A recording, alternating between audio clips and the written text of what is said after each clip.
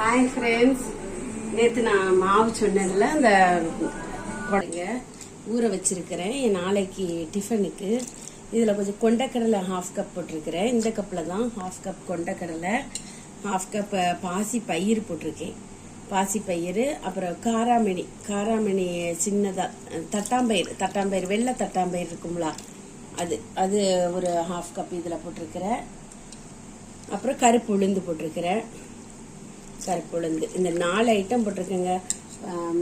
கருப்பு கொண்டக்கடலை, தட்டாம்பயிர் வெள்ளை தட்டாம்பயிர், கருப்பு உளுந்து, பாசிப்பயிறு, இந்த 4 இதையும் போட்டிருக்கிறேன். பருப்பு போட்டிருக்கிறேன். போட்டு இதை ஊற வச்சுட்டு காலையில் உங்களுக்கு பெருங்காயத்தூளோ இல்லை கொஞ்சோண்டு பூண்டு கூட போட்டுக்கலாம். எதை போட்டு அரைச்சிக்கலாம். அரைச்சி அடுத்த நாளைக்கு காலையில் நான் தோசை ஊற்றுறதை காமிக்கிறேன். இப்போ இதை ஊற வச்சுருக்கேன். ஹோல் நைட்டு ஊறணும். நல்லா ஊறினா தான் இதில் நல்லா டக்குன்னு மிக்சியில் போட்டு அரைச்சிடலாம். கொண்டக்கடலை, தட்டாம்பயிறு இதெல்லாம் போட்டு வச்சுருக்கேன் பாருங்க. பச்சைப்பயிறு, கருப்பு உளுந்து இதை ஊற வச்சுட்டு காலையில் அரைச்சிட்டேன். உப்பு போட்டு வச்சுருக்கேன். அரைச்சி உப்பு போட்டு வச்சுருக்கேன். இதுக்கு வெங்காயம், பச்சை மிளகாய் இதெல்லாம் தேவையில்லை. ஆனால் இப்போ பாருங்கள், நான் ஊற்றுறேன்.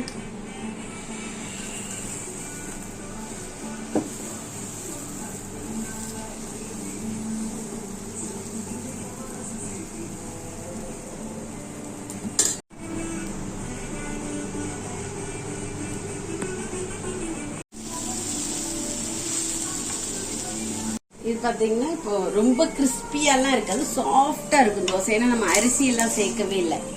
ஒன்லி அந்த பருப்பு வகைகள் மட்டும்தான் சேர்த்துருக்கேன். அரிசி சேர்க்கவே இல்லை. பாருங்க, சாஃப்டா இருக்குது தோசை. இது ரொம்ப ஹெல்த்தி.